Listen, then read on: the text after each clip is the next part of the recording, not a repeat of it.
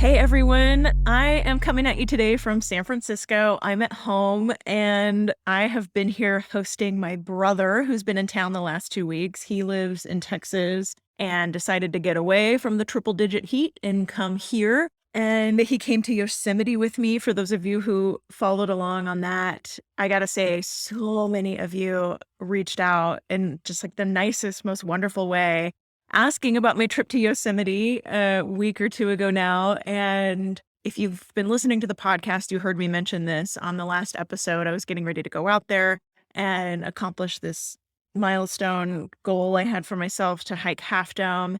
So, just a quick update to close the loop on that is that we did it.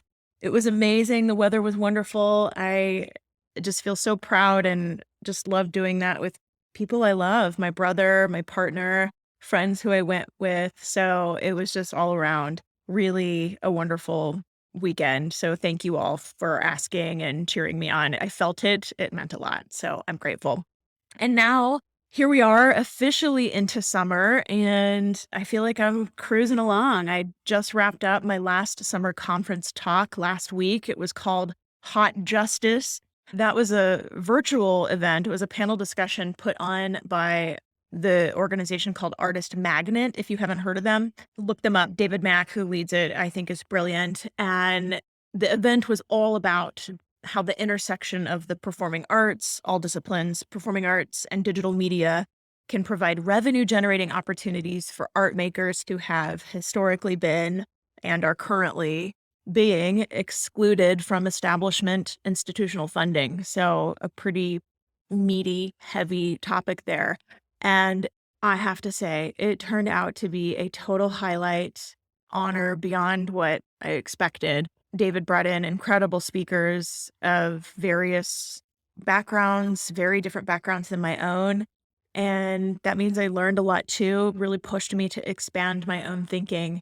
So I'm really grateful to have been offered the space to weigh in on that topic. I don't take that lightly. They're going to be posting that to YouTube. So if you follow me online, I'll definitely share the link once it's live. I thought it was just really valuable and interesting content to benefit all of us. Today, to get to the task at hand, we are talking about two different topics, answering two different questions on today's episode. The first is balancing risk management as we're trying new ideas and working towards sustainability at our organizations. That's a question so many of us are asking right now. So lots to say on that.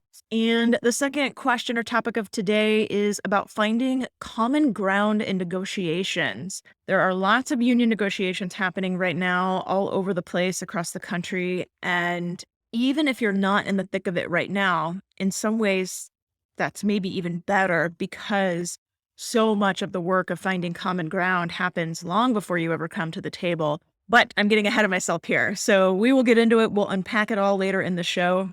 This is episode 6 of this 8-episode pilot season. I cannot believe we have only 2 episodes left. That's kind of mind-blowing. And as we hit it today, I want to thank our sponsors, Descript and LoomCube. You've been a part of this whole season and you have made it possible. So thank you. I really believe in what they're doing.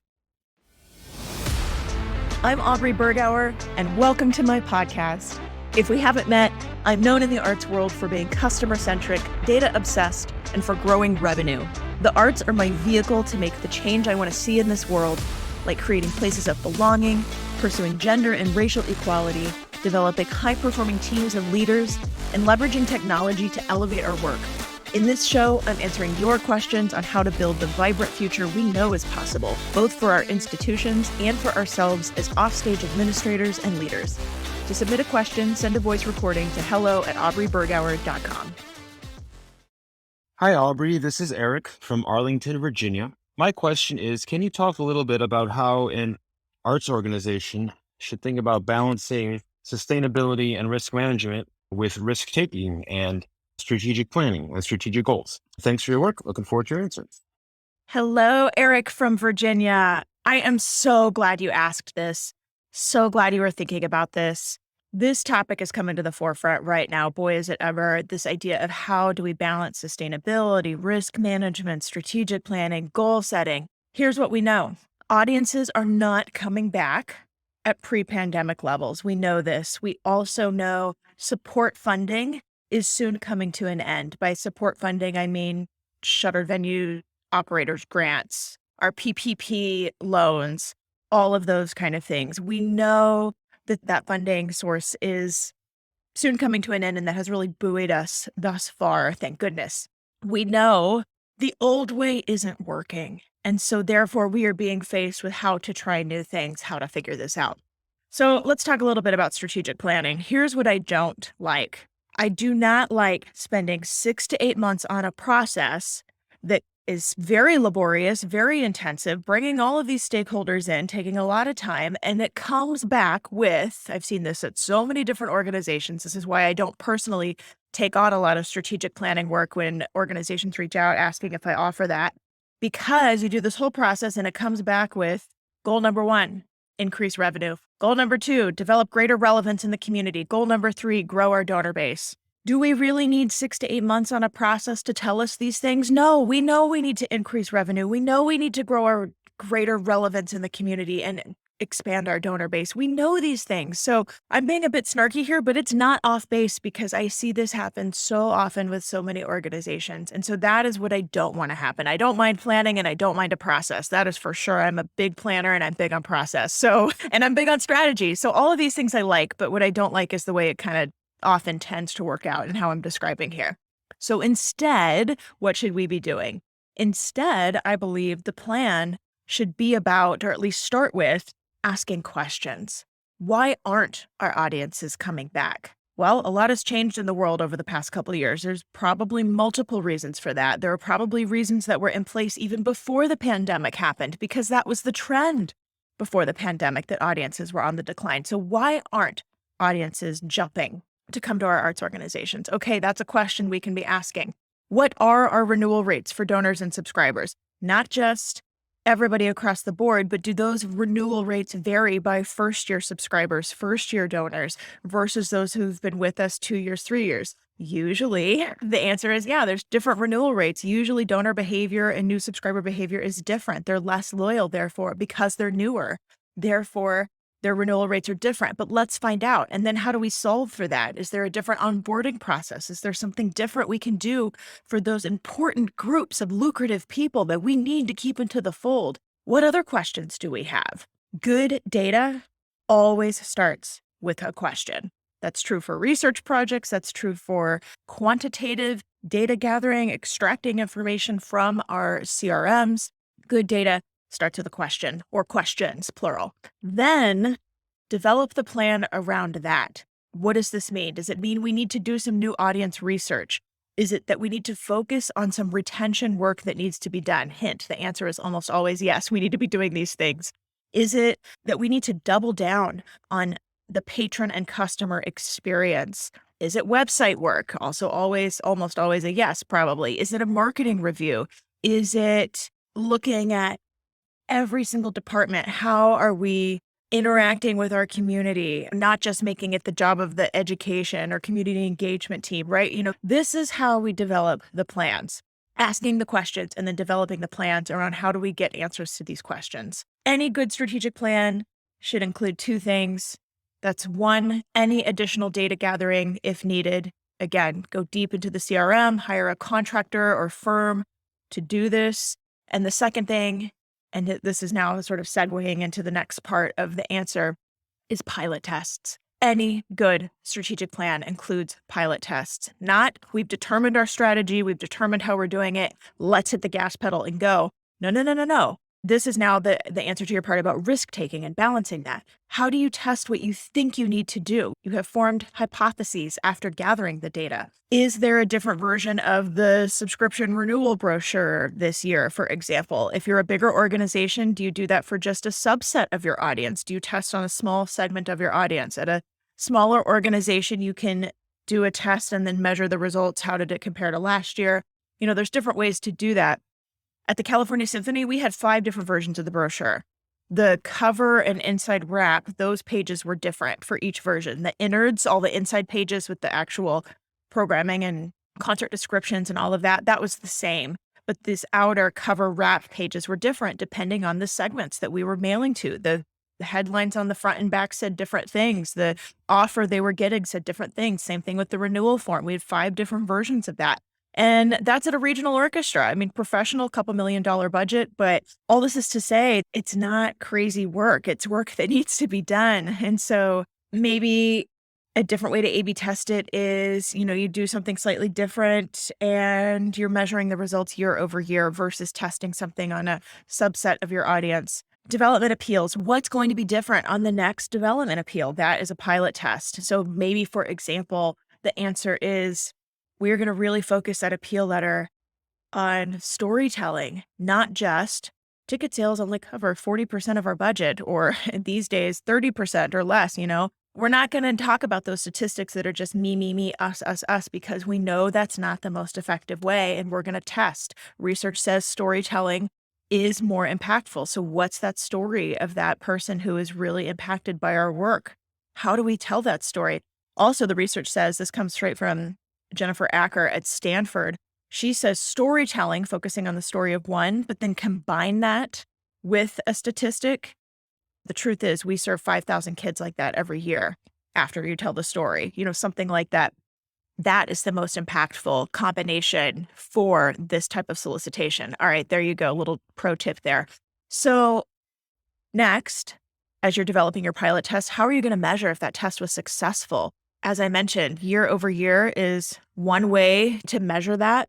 If you got to go back to a pre-pandemic year, 2018, 2019, if you need the last quote unquote normal year to compare to, that's fine. That can be your baseline. Another way to measure if a test was successful, look at the response rate. We tend to sometimes look at how many people did we mail to and how many people converted, or how many people did we send the email to, right? We tend to look at sort of those kind of numbers instead of, but what was the response rate? What's the percentage of people who actually took the action we needed, not just how many did we blast it to? Since we're working with smaller numbers now, a lot of times, given that these pools of people are smaller than pre-pandemic, that's where response rates become even more important. Is the response rate higher than the last appeal? Those kind of things. If it's a messaging thing we're testing, email, website, social media content, what's the click-through rate? What's the engagement rate? Not just how many impressions did it get. That's not a fact. Who cares? Who cares if a bazillion people saw the thing we're putting out there if nobody converted or if very few converted? So let's start looking at the engagement rates, conversion rates, click-through rates. Then, after all of that, the next step in the plan or process is to iterate. What worked about that pilot test? What do we know was successful and we want to keep it the next time we do this? What needs to be tweaked further? Because we have some indication of success, or maybe we see where it went off the rails a little bit and we're not ready to scrap the idea just yet. We see some potential still that we want to tease out there. Successful organizations in any sector are the ones iterating. Test, measure, assess, evaluate, determine how to do it a little better next time. That needs to be part of the plan, is what I'm trying to say. The last podcast episode, we talked a lot about this. We talked about iteration, the Kaizen method, all of that. So anybody who wants more on iteration, please go back and listen to that because there's a bunch there. But all of this is to say, when we're talking about creating a strategic plan, balancing the goals, risk management, with all of this kind of process, we can create a much more concrete plan from there. So, for example, let's say we do all this work and we decide pillar one of our plan going forward is storytelling. We will be better storytellers in all we do. Maybe it's not just the appeal letter, but this means across all we do. So the story behind the music in our copywriting, website, social media, etc. Maybe that appeal, like I said, is the story about somebody impacted by your work, child or a community member or something like that. Instead of, now I'm going back to sort of marketing copy, not come see us, or not who's on stage this week, artist, pictures of us, not we serve 10,000 kids each year only, but the stories behind all of that. Why did we program this? Why did we invite this particular artist? What makes them good? And hint, spoiler, what makes them good is not their bio that's a list of what schools they went to and every concert hall they've performed in. There are other things besides that that make somebody interesting and appealing. Not that those credentials don't matter. That's not what I'm trying to say. It's that for most people, other things are what are deemed important. So we really have to get in that mindset. What is the story that's interesting? And we've all heard stories about the artists and composers and repertoire that we find interesting along the way. So we really have to tap into that and go back to that. What is the story behind the work we're doing on stage, off stage, in the community? Okay, maybe another part of the plan, another pillar is retention, using that example again. So now we say we're not spending so much of our marketing dollars this year on radio and outdoor. Most of the time, I'm cutting that stuff anywhere I go these days and have been for the last several years. Instead, we're going to reallocate those marketing dollars to digital remarketing. If you do not have that set up already, say we are going to invest in that. It doesn't cost that much to do, but we got to do it. Retention means maybe we're saying in the pillar of our plan, it means we are not emailing the whole database every time we send an email that goes out. We are going to focus on segmentation because segmentation translates to better retention.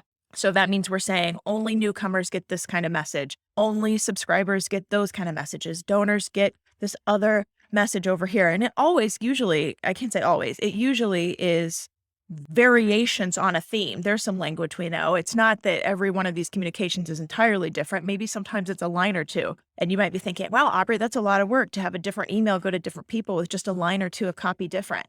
Yes. Do we care about growing our audiences and making those retention numbers higher and getting those people back and getting those donors to renew and expanding the donor base? Yes. If we care about those things, then this is work that needs to happen. We get better at it. We get faster at it. We get more efficient at it. That's all part of iteration too. So that also means, here we go, for some organizations, less emails on the whole. Some organizations, you guys, you're blasting people all the time. Calm down. There are times where an email a week is necessary. I don't really think we should be emailing our people more than once a week unless there's a specific period of time coming up on the deadline for the appeal, for example. But again, it goes back to look at those click-through rates and response rates. If we are just inundating everybody, it's not helping us. And I don't mean, well, X people donated. No, let's look at the response rates. Because if we're looking at those numbers, eventually more people in the end will be converting or will be converting to higher amounts. So different metrics in our evaluation, here's what I'm trying to say. Maybe another pillar to finish this thought is we want to look more like our community. We've seen in our goal setting that this is important to us. That means representation, not just in our repertoire. Where else? We know in our board, in our staff, in our artists, so many ways that we can look more like our community besides just the composers we program, besides just in our repertoire. So all of that is how we could make a more effective strategic plan, in my opinion. And the plan includes this testing, iterative work. Also, this is very important to say, we don't have to reinvent the wheel. This is good news for us, such good news. Some of the things that feel different to arts organizations, even some of the things I've listed already, are not new at all. They're just newer to us in the arts. Things like e-commerce. At the end of the day, we are largely e-commerce businesses now in 2022. So let's look at what the best practices are for other e-commerce businesses. There's a lot out there, a lot of research, a lot of data, a lot of best practices. We don't have to test some of those things because it's been so demonstrated in terms of what is the most effective best practice way. Putting the customer and community at the center of our work. That UX research, user experience research, this is something that's newer to the arts. More organizations are doing it. It's been a big part of my consulting work over the past 3 years or so.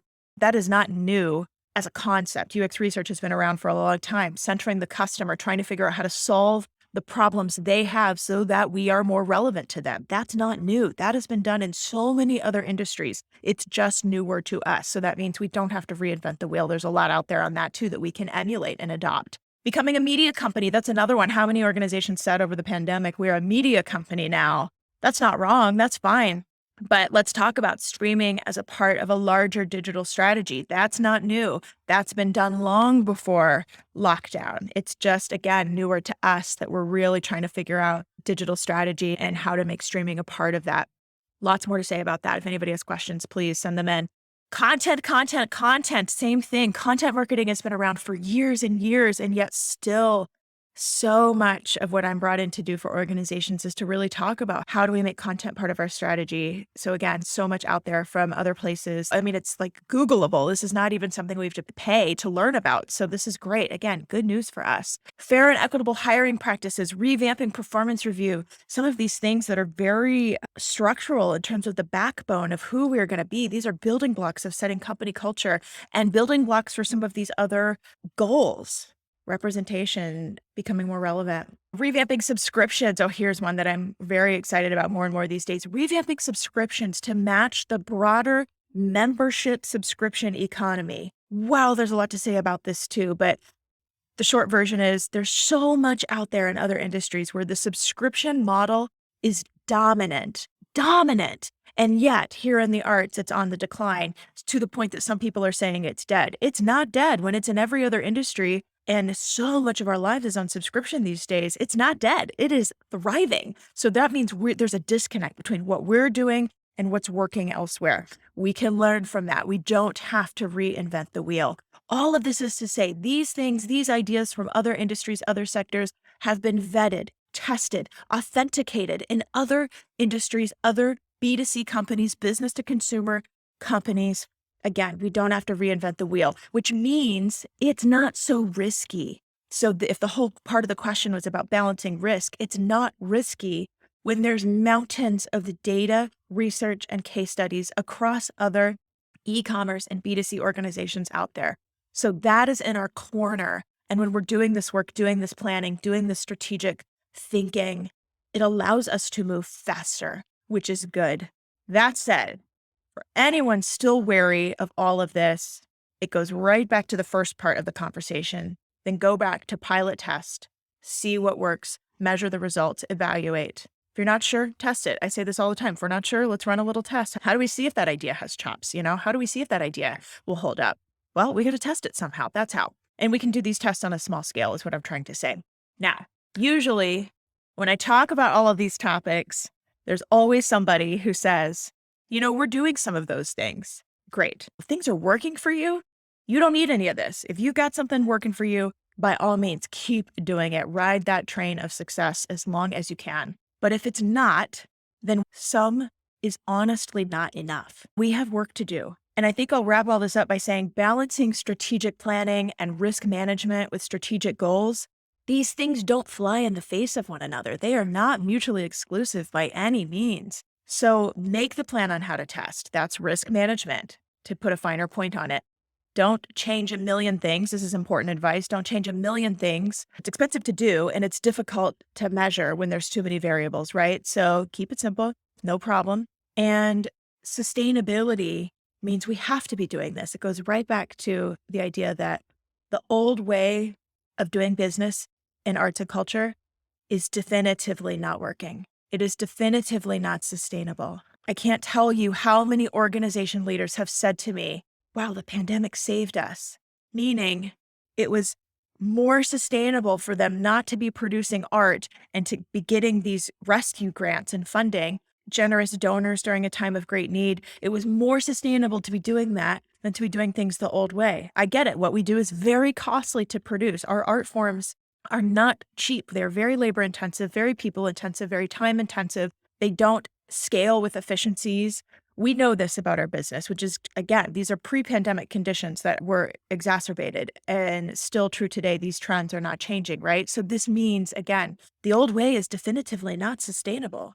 Therefore, we must do something different, must be better about finding our way forward, testing, iterating, developing plans that start with questions and then seek to answer those questions is the how we do all those things. The good news in all of this is that these trends that existed before the pandemic can be reversed. Trends of any kind can generally be reversed, but not on their own. That doesn't happen on its own without massive outside force. So what that means is trends can be changed, trends can be altered, but that means we got to do some things differently in order to be that force that moves things in a different direction. Eric, I hope this helps clarify things. I'm so glad you're thinking about this. So glad you're asking about it. Great question. So I've been creating content for a while now, first as manager of audience development at the Seattle Opera, then later as the head of marketing at the Bumbershoot Music and Arts Festival. and now as an individual creator and working with organizations on their content strategies too. And I'm not being dramatic when I say that the program that was a total game changer for me is Descript. I learned about Descript earlier this year when I was invited to join the LinkedIn Creator Accelerator program, and I loved it so much because I'm not an editor yet. Descript makes editing as easy as editing a Google Doc. I'm not even kidding. Now I use Descript for all of my videos, audio content, Instagram reels, and even recording this right now. I recommend Descript for any individual or marketing team, and I'll drop the link in the show notes for you. Thank you to Descript for supporting the business side of the arts. I'm really grateful. So in negotiation, we talk about power. Do you see there are moments that somebody is more powerful, or do you always think of it as equal powers, or does it help you to see difference? And I wonder if by finding sharing ground, if there has been a time where you've needed to actually speak that and say, let's find our common ground, if that's helpful or not. Thank you so much. Wow, this is such a thoughtful and real question. Thank you. I really appreciate you bringing this up.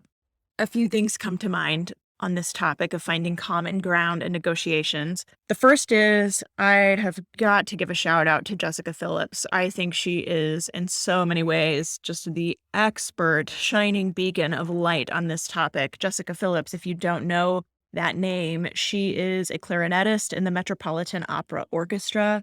That says a lot right there. And in addition to her just incredible musical talent, she was formerly chair of the Players Committee there for 2 rounds of negotiation, including I think it was 2014, thereabouts, where it was highly publicized, very contentious. I don't think that's saying anything anybody following that at the time didn't know. So she led the musicians through that really important time at the Met Opera.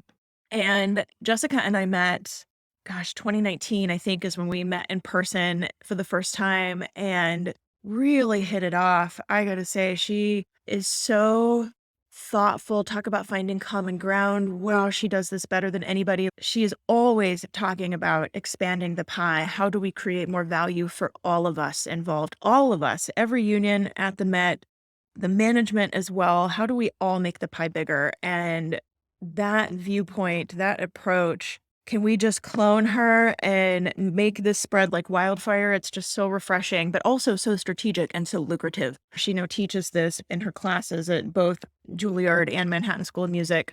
Can't say enough good things about her. Okay. Jessica Phillips shared this example with one of my online programs I ran, last summer's leadership development course I offered. And I remember her giving this example of costumes. Let me back up a bit though. I remember at the Met on this exact topic of trying to find common ground, she said they developed a system where they have, I think it was 4 meetings a year or something like that, where every single group came together, the different unions, different constituencies came together to talk about cost efficiencies or something like that. Really, the idea is that these are things we're not bringing up at the bargaining table, or at least not yet. It's outside of the bargaining period, and really just sharing information to this goal of finding common ground.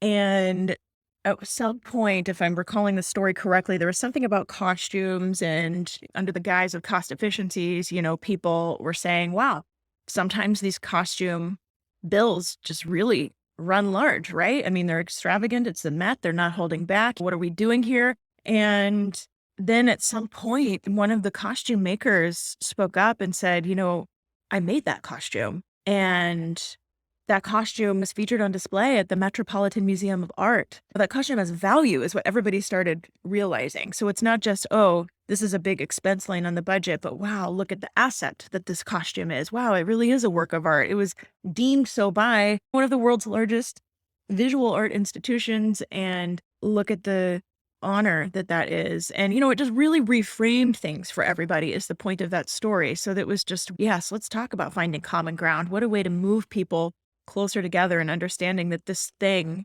that, again, could have been seen as just a big expense line on the budget, really know there is value here. So I really remember that story of just a beautiful example of finding common ground. So what I take away from that, and this is what I say when I'm talking about negotiations, is that the time to find such common ground is before we ever get to the bargaining table. This is so important. We don't want anything to be a surprise when we come to the bargaining table, or at least I'll speak for myself. I don't. I definitely don't want to be surprised when I get to the negotiation. I want to have a very good sense of what the topics are, what are the things that we need to address, need to uncover, need to think through together. And just to share some of my own tactics, I remember when I first started at the California Symphony, many of you know it was a total turnaround story. And we were coming off of, this is not hyperbole, 30 years of not balanced budgets. I mean, I think it seriously was like 2 or 3 balanced budgets over the prior 30 years. And I'm coming in there. I knew this was the reality. I knew I was coming in for a turnaround and knew that I needed to bring the orchestra along again, well before we ever got to the bargaining table. And this is a constituency where information doesn't always flow as well as it could. And especially at a regional orchestra, the frequency of performances and rehearsals is less. Therefore, we weren't seeing the musicians as often as you would at a larger institution that has a higher cadence of performances. So I decided, I can't remember. I think at that first year, it might have been every concert set, and then I dialed it back a bit. But I did these updates with Aubrey, and they were pretty casual. It was, after rehearsal, anybody who wants to stick around, come to 15, 20 minutes of updates with Aubrey. I'll share some updates on where are the finances, what are we doing, what's on deck, how are ticket sales tracking, fundraising tracking, those kind of things. And so my goal with that was very intentional. It was to this exact point of I want it all to be on the table before we ever get to the table, all transparent, all out there. And that meant sharing financials. That meant trust that nobody was going to go blab things publicly that really weren't suited for public consumption. I also strategic and intentional, wanted to share victories as we had them, because the silver lining of a crisis or a turnaround is there sometimes, I think quite often, are some easy, I use that word sort of in air quotes, easier victories maybe is the right word, to be had, if the only way to go is up, right? So wanted to also balance with, let's share some successes. Let's talk about a new donor that just came in, or a new increased major gift, or what are those things? So really was trying to balance the reality of the situation, but also what we were doing as we were turning the ship.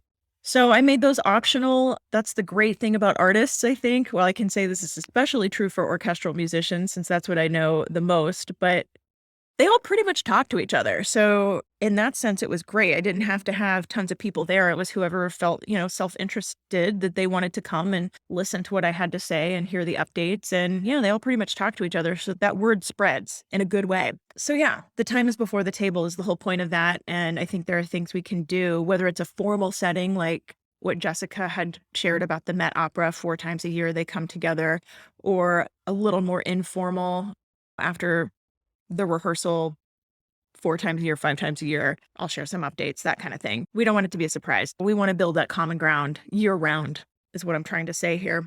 I also, on this topic, want to offer one more resource. This is on negotiations more broadly, but also definitely hits this question and this topic. Deepak Malhotra is my favorite person to listen to, read from, learn from on the topic of negotiations. Deepak Malhotra is a professor at the Harvard School of Business, and his expertise is negotiations. His book is called Negotiating the Impossible, and it is about, in his words, negotiating without money or muscle. And money, that's obvious when you don't have tons of money to come to the table with, or muscle, I interpret as power in the traditional sense, the big guns, all the lawyers or whatever else, clout maybe. He says, what do you do when you don't have either of those things? And I just think of even just that subheading of the book, and I'm like, wow, holy cow, is he talking to arts organizations? We very rarely have money or muscle. And so that's what captured my attention and made me pick up the book in the first place. And regardless of what we are as an arts organization and who's at the table, artists, stagehands, actors, management, whoever, his whole point is there are other currencies besides money or muscle that kind of leverage. So to share a quote from him, he says, negotiation is not about any one currency. Negotiation regardless of the context of the issues involved, is fundamentally about human interaction. The question we're always trying to answer in negotiation is this: how might we engage with other human beings in a way that leads to better understandings and agreements? Better understanding is what common ground is, right? I think that sums it up pretty well. And a couple of things are still coming to mind from his book. The whole book is just wonderful, and I have so many notes for it that I use to this day whenever I'm in a negotiating setting, not even just union negotiations, but any type of negotiation, really. He says, be firm on substance, but flexible on structure, meaning stick to what we know actually needs to be addressed. That's the substance, but flexible on how we get there. And how we get there allows for more currencies. And I think that this really plays into this idea of common ground. Do we need more time for something? Do we need less time for something, depending on what the issue is, who all is involved, what's the flow of meetings, what's the structure of the bargaining session itself? All these kind of things, flexible on structure, really opens things up and allows us to help find this common ground. Like really, I'm paraphrasing, but let's pick our battles on where we're going to be rigid, is what he's saying. And to me, that again is common ground. Going back to Jessica Phillips, how do we make the pie bigger? What are we willing to open up our thinking about? And that's helpful when we approach it that way. He says it's about understanding not what each party wants, but why. And that also really opens things up when we understand why somebody wants something. Again, true in any negotiation, not just unions by any means. When we understand why somebody else or another party wants something, then we can expand the different ways on how to solve for that. Like, it really becomes an exercise in psychology or feelings, or how is this thing addressed? And there might be multiple ways, multiple whats to achieve on how to get there. I could go on and on about this. I cannot recommend the book enough. He has talks online as well. You can go on YouTube and Google Deepak Malhotra. I've watched several of his videos on negotiation. I just can't get enough because I think his approach is the approach we need. And speaking from experience, anytime I've adopted any of his recommended strategies, it's worked for me and worked well to get to the resolution and agreement that I felt served everyone involved. So I hope that helps. Carlos, thank you so much for this question. Hey, Offstagers. Okay, you're here listening to this podcast where I'm answering questions, and one of the questions I get asked often is how to apply these topics, ideas, and action items to your own organization. If you've been listening to the podcast and thinking, how can we do this more effectively at my own organization, or how can we hear more specific insights that apply directly and uniquely to my own organization or situation, I'd love to hear from you. I'm currently lining up clients for Q4 of this year, that's late fall 2022, and into Q1 of 2023.